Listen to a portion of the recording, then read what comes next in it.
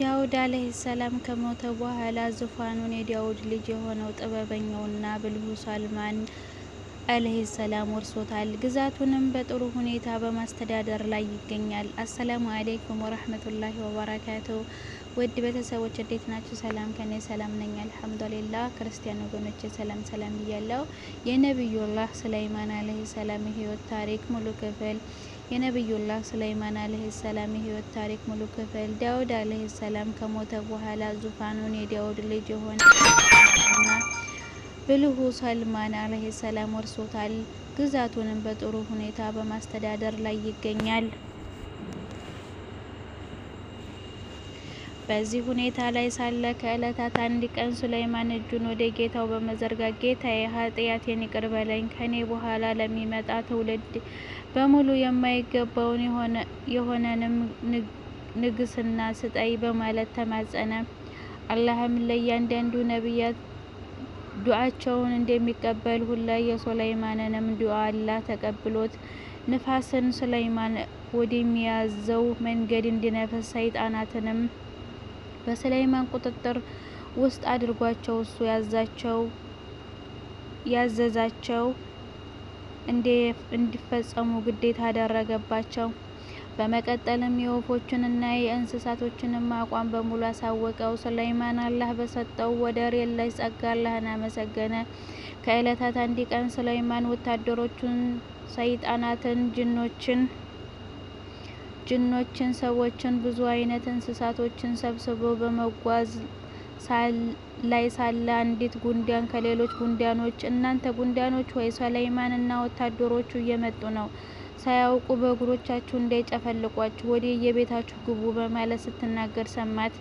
ይህንን ሲሰማ ሱለይማንም ፈገግ አለና ጌታዬ ሆይ ይችን በእኔና በወዳጆቼ ላይ የለገስካትን ጸጋህን እንዲያመሰግንና የምትወደውንም በጎ ስራ እንዲሰራ ምራኝ፣ በችሮታህም በመልካሞቹ ባሪያዎችህ ውስጥ አግባኝ አለ። ሱለይማን ሰራዊቱን ከሰበሰበ በኋላ የቀሩትን ማጣራት ጀመረ። ሁሉም መጥተዋል፣ ግና አንድ ሁድሁድ የተባለ ወፍ አልታየም። ከዚያም ሁድሁድ ለምን አይታይም? ወይስ ራቅ ብሎ ሄዶ ነው? ብርቱ ቅጣት በእርግጥ እቀጣዋለሁ ወይንም በእርግጥ አርደዋለሁ ወይንም ግልጽ በሆነ አስረጅ ምክንያት ይመጣኛል አለ። ከዚያም በማግስቱ ሁድሁድ መጣና ሱለይማን ፊት ቆመ። ሱለይማንም የት እንደነበርክ ሲጠይቀው ሁድሁድ እኔ ሰብዕ የሚባል አካባቢ ሄጄ ነበር። አንድ ሁሉ ነገር የተሟላላትም ንግስት አገኘው። ትልቅ የሆነም ዙፋን አላት። ነገር ግን እሷንም ሆነ ህዝቦቿን ለአላህ መስገድ ሲገባቸው ለፀሐይ ሲሰግዱ ተመልክቻቸው አለሁ። ሱለይማንም እስቲ ይህንን ደብዳቤ ይዘህ እሷ ዘንድ ወስደህ ጣለው። ከዚያም ራቅ ብለህ ምን እንደሚከሰት ተመልከት። እውነት እንዴት ተናገርክ እና እንደዋሸህ እናያለን አለው። ሁድሁድም የሱለይማንን ደብዳቤ ይዞ ወደ ሰብዕ ምድር ይከንፍ ጀመር። ልክ የሰብዕ ምድር እንደረገጠ ወደ ንግስቲቱ ቤት ሱለይማንም እስኪ ይህን ደብዳቤ ይዘህ እሷ ዘንድ ወስደህ ጣለው። ከዚያም ራቅ ብለህ ምን እንደሚከሰት ተመልከት። እውነት እንዴት ተናገርክ እና እንደዋሸህ እናያለን አለው። ሁድሁድም የሱለይማንን ደብዳቤ ይዞ ወደ ሰብዕ ምድር ይከንፍ ጀመር። ልክ የሰብዕን ምድር እንደረገጠ ወደ ንግስቲቱ ቤት መንግስት በመግባት ንግስቲቱ ጸሎት ላይ ባለችበት ሁኔታ ሱለይማን የላከውን ደብዳቤ ጣለላት።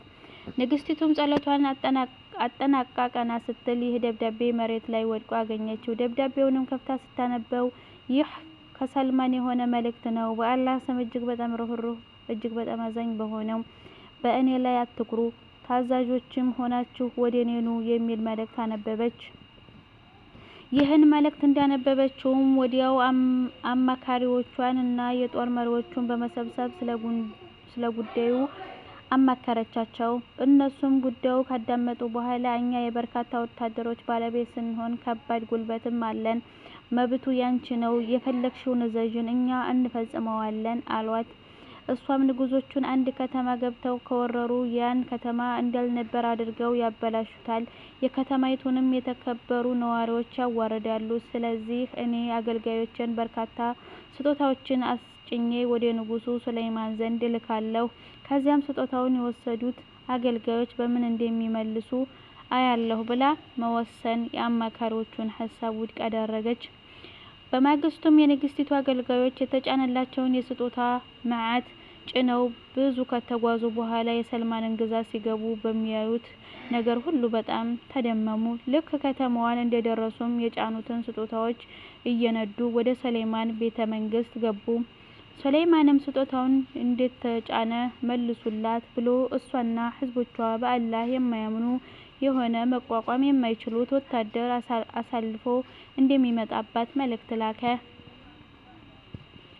ስጦታውን ያመጡት መልእክተኞች ስጦታውን ይዘው ከቤተ-መንግሥት ግቢ ልክ እንደወጡትም ሱለይማን ሰራዊቱን ሰብስቦ እናንተ መኳንንቶች ሆይ ንግሥቲቱ እና የንግሥቲቱ ሕዝቦች ሙስሊሞች ሆነው ሳይመጡ በፊት የንግሥቲቱን ዙፋን እዚህ የሚያመጣልኝ ማንኛችሁ ነው? ሲል ተናገረ።